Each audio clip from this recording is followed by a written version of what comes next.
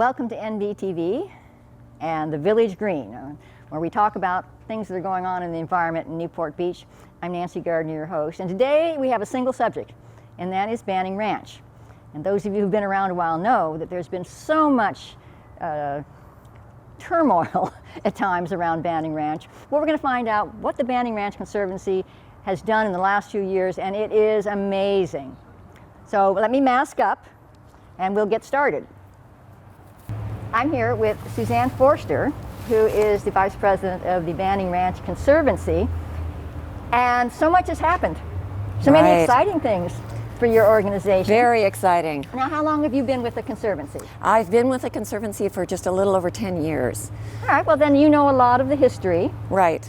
And just to give a bit from the city's perspective, really the Banning Ranch came into, say, the headlights when we were doing the general plan of 2006, and led by Jan Vandersloot, the first priority was established that would be open space.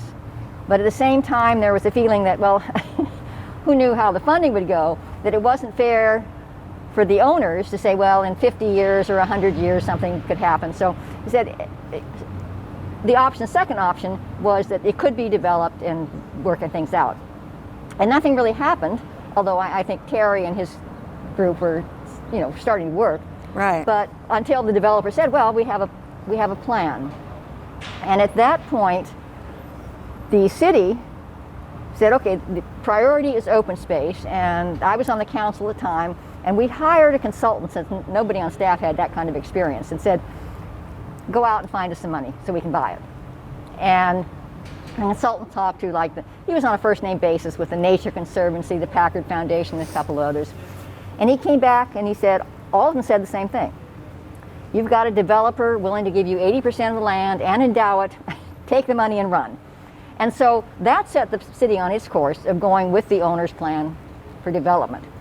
But that was before the Coastal Commission and everything. So why don't you take it from there and talk about what your group had been doing? Okay, great. Well, the effort to save Banning Ranch actually started in 1991, and it was a Sierra Club task force founded by Terry. It didn't become a conservancy until 2008. Did he ever tell you how that happened? Well, Steve Ray got involved, and at that... It happened that I think we were at Cappy's. He had asked me for coffee. He said, how do we move this along? And I said, you should start a 501c3. Oh, I see. So that's my little claim to fame there. Okay, well, thank you very much for that. So I'll bet that's when Terry started beating the bushes and found Steve, who had experience with that, a lot of experience with 501c3s. And in 2008, Banning Ranch Conservancy, it came to be. It was incorporated and became a 501c3. I got involved after that. It was already a 501c3 when I got involved. I was recruited by Steve and became the vice president and the outreach chair. And it was a long, slow process. Saving Banning Ranch was a long time coming for the Conservancy. So overall, it was 20 plus years. And I'm really happy to be here today to talk about where we are now and how we got here. But if I could make an announcement first. Sure. Okay, maybe a bit of breaking news. Last year, and this is a working group that's been formed since last year, so a fair amount of people know about it.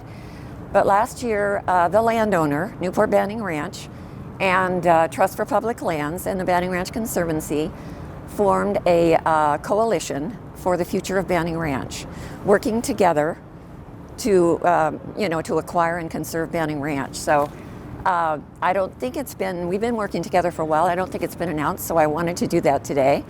I also want to say we have a website, futureofbanningranch.com, and I'd love people to check it out. Absolutely. Because to go back to the sort of the beginning sort of thing, that was one of the issues the city also had, was that the owner-developer had a plan, had a complete restoration plan. Right. And at that point, the Conservancy had nothing except they wanted open space. Right. And that was making everybody comfortable, and there was also the whole issue of the willing seller letter. Exactly. And because in California, you can't sell away your liability. Exactly. In other words, the owner couldn't walk away from the oil fields and say, okay, Conservancy, it's your problem. Right. If the Conservancy didn't do a good job of cleaning them up, the owner was still responsible. Right. So I'm sure that's part of your discussions as well in this coalition. Absolutely, and I'll talk about that. Great. Yeah, that's actually working out really well. I mean, we're very, very fortunate to have the landowner involved, and very that's got to make all the difference. incredibly supportive. I mean, it couldn't have worked better. It's all kind of, I would say, critical mass coming together in a positive way to really reinforce the support for this. It doesn't really surprise me because, yes, they wanted to develop and they had, wanted to make profits and everything. But they had also, as I said, they had plans for restoration of a lot of it, some of it which couldn't be developed anyway. Right. But there was that always, I always felt they were a more enlightened developer than some. And so that they would come to work with you doesn't surprise me as much as it might with some other developers. No, it isn't surprising. We actually had, the Conservancy actually had meetings with NBR. Terry was very instrumental in setting those up. We decided we wanted to find out. This was all during the city council meetings. Actually, I think it was after the city council meetings that we were all at, reviewing the project and the rest of it and commenting on it. This is, I think, during the Coastal Commission hearings. We really wanted to see if we could find some common ground. And let's stop right there. Okay. Common ground, people. This is an example. We can find common ground. Right. And we did manage to, too. I mean, it was really fascinating how those meetings went. We never were able to kind of figure out exactly what development should be or shouldn't be, and how much or how little or whatever, or all open space or not. But we certainly found we had some things in common, and it created maybe it was a foundation for the relationship that we have now, which I would hope that it would be. I did want to say that the coalition's goal is to create awareness and garner support for local, regional, and statewide organizations and businesses, because that kind of support is crucial for funding consideration by state public agencies and donors. Right. The more you can show that kind of teamwork going. Absolutely, you need that, and we were very, very fortunate to have an awful lot of support, especially from the public.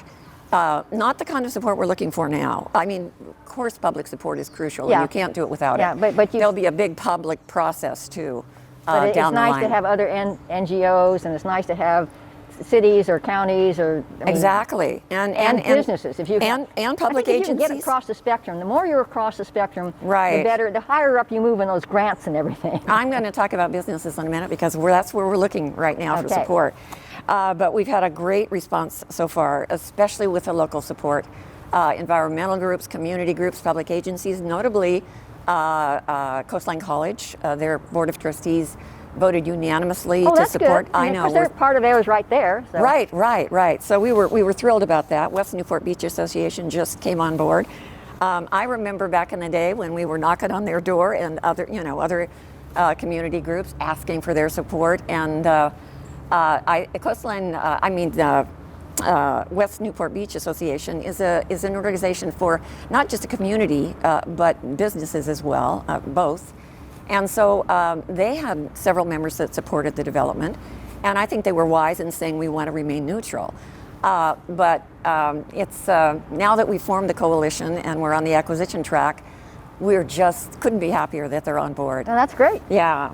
Let me see if I can do this here.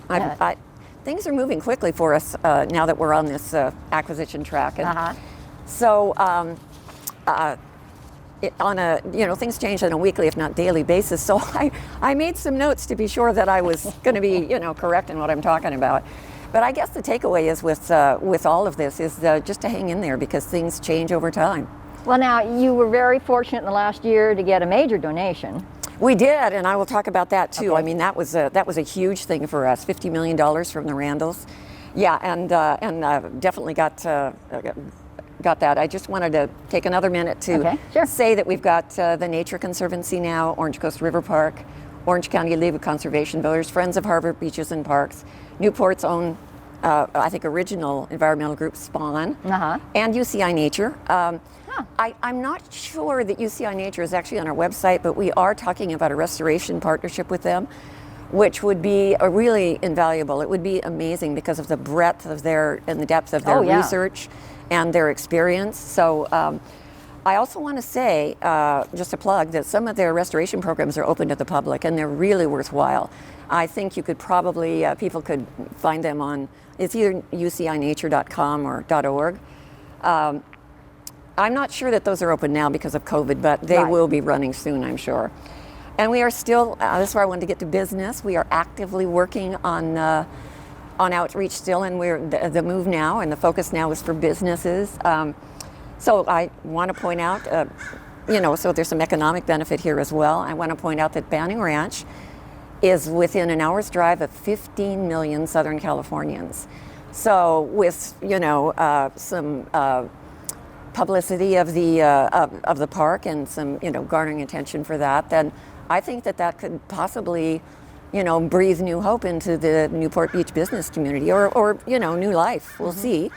But I think it would be a win-win. We think of it as a win-win and would love to have their support and involvement. So and it's also very easy to join the coalition. All we need is a letter of support for the acquisition effort, and then we proudly put them up on the website with our logo up on the website and on our research outreach materials. And then I was going to mention, we have great support from local elected officials, Cotty Petrie Norris, Katrina Foley, Wendy Lease, and other members, former and current members of the Costa Mesa City Council. Diane Dixon and Wendy Lease were at our grand opening, not quite so grand. It was, we opened an office at 883 Production Place. I saw that on the website. Kind of a sad story. We opened it up in 2019 and closed it immediately in 2020 for almost the entire year because of COVID. But so, let's hope they get a move on the vaccine so we can all get back to business. Yes, and then I'm in B. I guess. I shouldn't say that for my age. I think I might be too. I'm not sure. I'm hoping I am. And I also want to mention Joy Brenner from the Newport Beach City Council. She's been a steadfast supporter too. So that's been great. Let's see. And one more thing, and then we'll get back to. We have an amazing legislative team in Sacramento that routinely reports to the governor's office and to the Secretary of Natural Resources, Wade Crowfoot, which I recently learned is equivalent to the Department of the Interior. So now, are they volunteering their time? Is somebody you've hired? No, they're not. They're not all volunteering their times. Some of them, we have 2 paid lobbyists. The Conservancy has not hired a lobbyist, but. I think NBR and TPL, or TPL for certain, has always had one.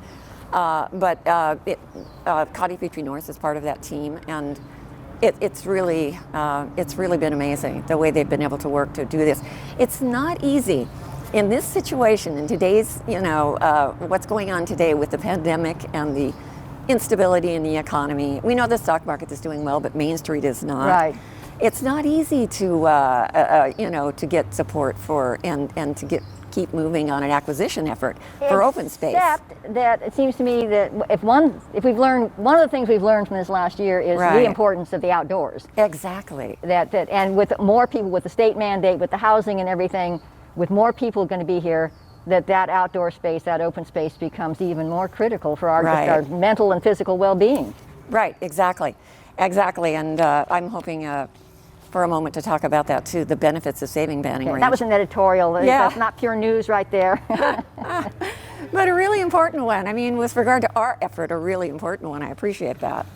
And then I wanted to talk about the $50 million gift because that's when the momentum really started. Oh yeah, that makes that gave you some credibility you didn't have before. Right. Credibility and all kinds of interest. It accelerated everything. I mean, we owe that to the wisdom and the generosity of Frank and Joanne Randall.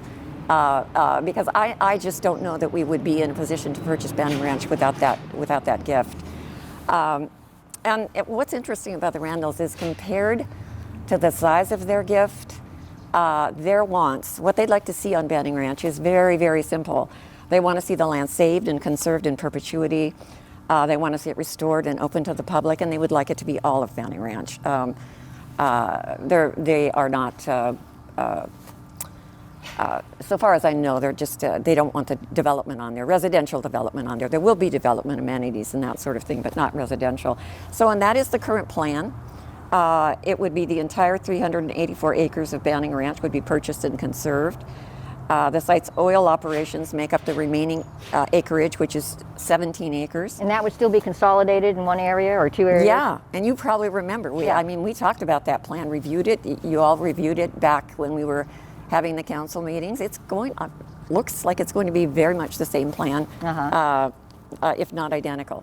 So, and other things, of course, have changed. There's going to be open space remediation and conservation and that sort of thing. So now, have you worked out at the point when, say, the money is raised and there is a transfer of ownership, right? That how that will be done and who will do it, or is that still things you're discussing? No. That's what we are doing. That's what we are doing. We are actually making tremendous progress. There are lots of things about that I can't talk about because we have many things that are pending, and we can't talk about them until they're official. Like who the public agency will be. It's very important to have a long-term steward. Needs to be a public agency because they're in a position to handle things like oil field liability, and there's stability there and security. Banning Ranch, so the role of Banning Ranch Conservancy will be more like restoration, involved with that, design and development. Public outreach and that sort of thing. And would you be doing outreach and bringing in groups and that sort of thing? Oh, absolutely. Yeah, for the public process and just for, as we are doing now, for support of the effort too. We're working on that all the time. But it would be more of a land management kind of a role. But the owners, of course, would be a public agency. So, and it has to be that way. At one time, it was a kind of the dream to own the land as well. I remember that. That's just not. That's not realistic. I remember that sort of raised some discomfort, but saying, gee, that's a big responsibility for a small organization without a lot of history, frankly, in terms of that sort of thing. Exactly. I mean, and Banning Ranch is a big property. It's 401 acres. We won't be dealing with the oil field consolidation, just the open space. Right. But it's a large area of land, and the complexity of it. Well, it's. Do you have a vision at this point? I mean, absolutely. So you're seeing, what you can tell us, but is it just open space, or are you doing trails? I mean, how do you see it? Absolutely, yes, certainly trails. And it's interesting how that will probably the process of that. It's probably too early for us to talk about buildings and amenities and all of that now, because there will be a significant public process too. And that will involve the agencies, and especially the ones that will be funders. They'll have a lot of input into what goes on Banning Ranch.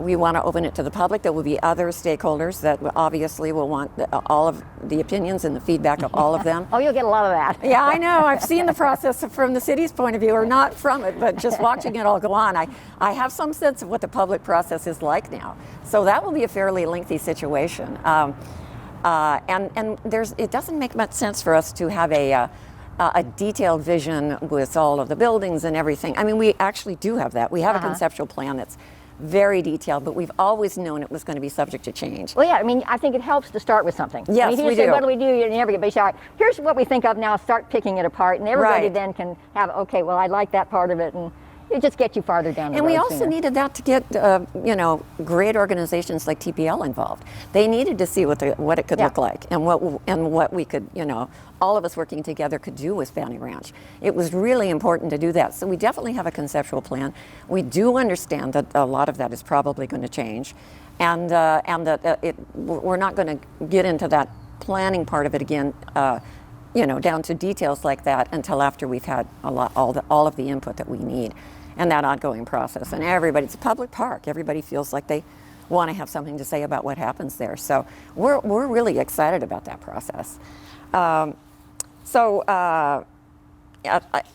If there's an opportunity, or we can go anywhere you want now, but at some point I would love to say more about the benefits of saving open space. And you started it off too, the health benefits. Okay, great. So this is our short list. And everybody probably knows this, that Banning Ranch is the last large unprotected coastal open space in, actually, technically, we'd like to say all of Southern California, but it's really just south of Ventura.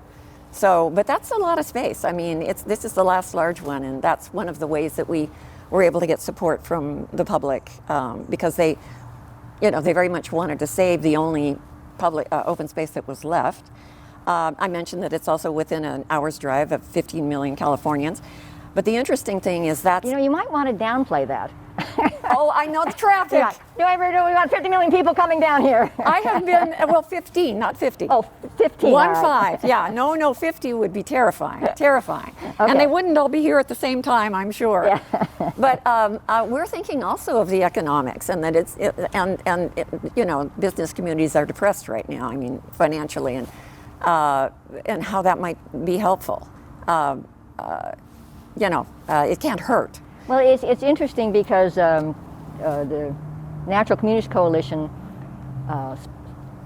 sponsored a study which looked at all the local parks and areas, and the ones that were really, really popular were the, you know, not necessarily the ones you would think of.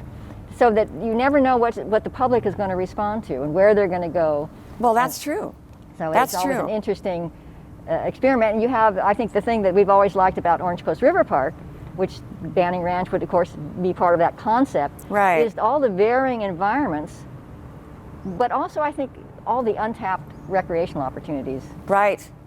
And I mean, we've got so many things that we could do there, and so it'd be very interesting to see what the public does come up with.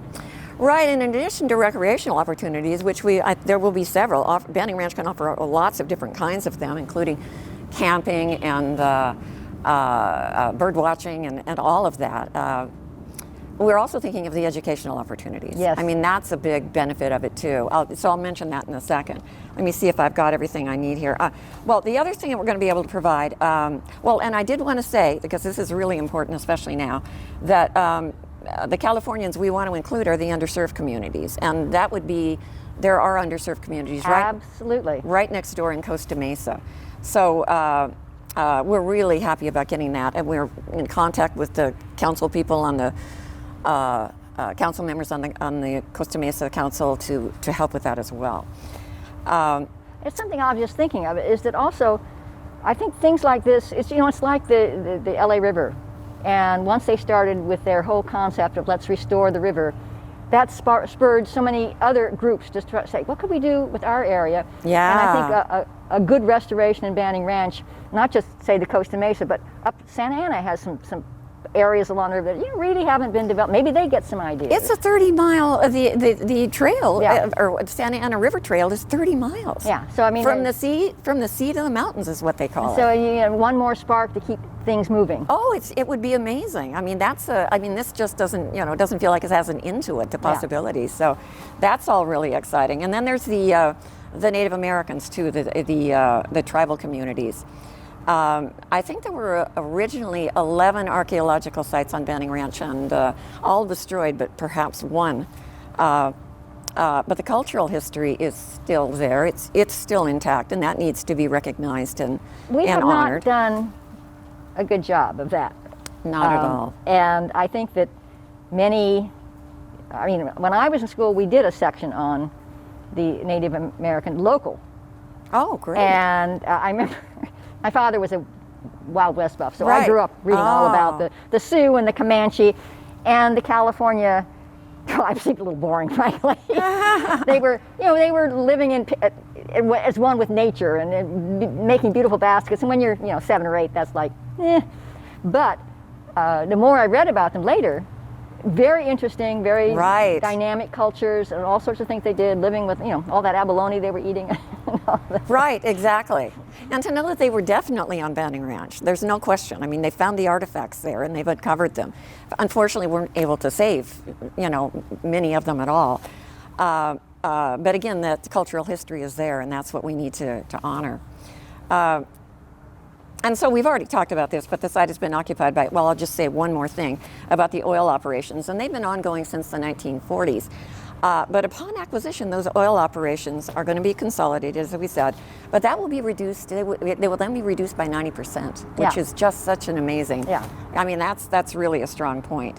And 17 acres, which leaves 384 for, the public to enjoy, open space. So, and also Banning Ranch will be a climate smart park designed to protect surrounding communities. This is all. Everything that we've learned in the last couple of years, it's new to us as well. I know, it is funny because you would think, oh, we're going to put a park next to your house, how wonderful. And some people are going, I'm not so sure about that. So Right. you need to say, you have to be sensitive to them, but Right. there's always some issues that come up unexpectedly. Well, there can be. Sure, there can be.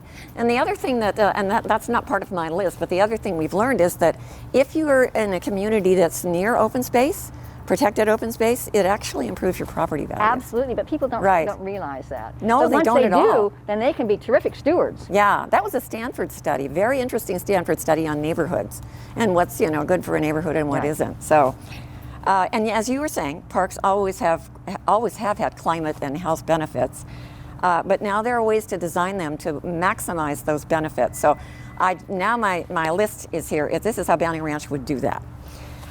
So we have riparian woodlands and we have grasslands on Banning Ranch, and those provide green space that reduces the heat island effect to protect people from heat waves and reduce summer energy use. So that's a plus. And then it's also a water smart park. The way it's going to be designed will be the permeable surfaces that will absorb rainfall and reduce pollution of stormwater flooding while saving energy for water management. The site's natural lands and wetland flushing will buffer the surrounding areas from rising seas, coastal storms, flooding, and even wildfires, they're saying.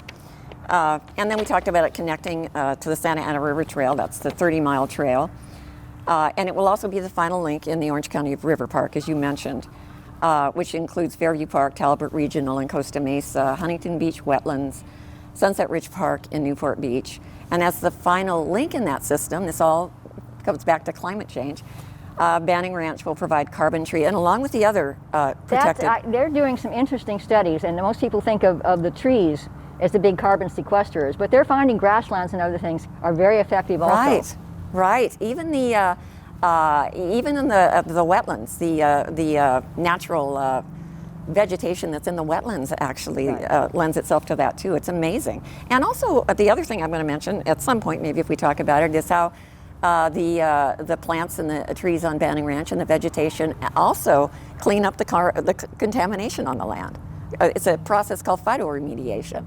Phyto meaning the Latin for plants. And they've been doing a pretty good job on Banning Ranch for a long time now. The Upland Mesas are they're not contamination free. Right.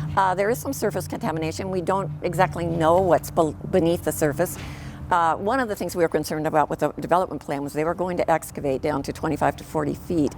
And we didn't really know what was down there, what we were dealing with. And then it was going to be it was going to be kept on the site and left there and probably buried again. But the Upland Mesa, where the development would be, it has very little surface. It's low to moderate surface contamination, and that's where all the vegetation still is. I mean, in the spring when the rains start, that just turns into a small forest. It's really lush and wonderful. So you can see that that's all still alive there and all still doing that job, which is terrific. So Banning Ranch actually, I was going to say it provides carbon-free transportation options like hiking and biking all the way up to the river trail, the Santa Ana River Trail. And also equestrian. I don't know about equestrian on Banning Ranch, but there's probably on that trail. Fairview has a place where you can pull in and take care of your horses and everything. Oh, that's great. I don't know why you couldn't have an equestrian trail there. As an old rider, I would love to see more horses around. Absolutely. I think it would be great. I think everybody would probably love that. No, I think that's a great idea. I think there are all kinds of possibilities on that trail for what could be done. Yeah, I love that. So the other thing that Banning Ranch will do as open space is also protected open space is build social cohesion. They're saying that a community's ability to withstand climate disasters and come back stronger is determined in large part by the social fabric of the community, which can define the successes or failures of the community in times of hardship. And the thing that we know now is that low-income communities are hit first and hardest by climate change. They also lack access to high-quality parks, as we hope Banning Ranch Park and Preserve will be. So as open space, I think Banning Ranch is perfectly situated to protect the communities, all of them that surround it, but especially the low I definitely will, because communities.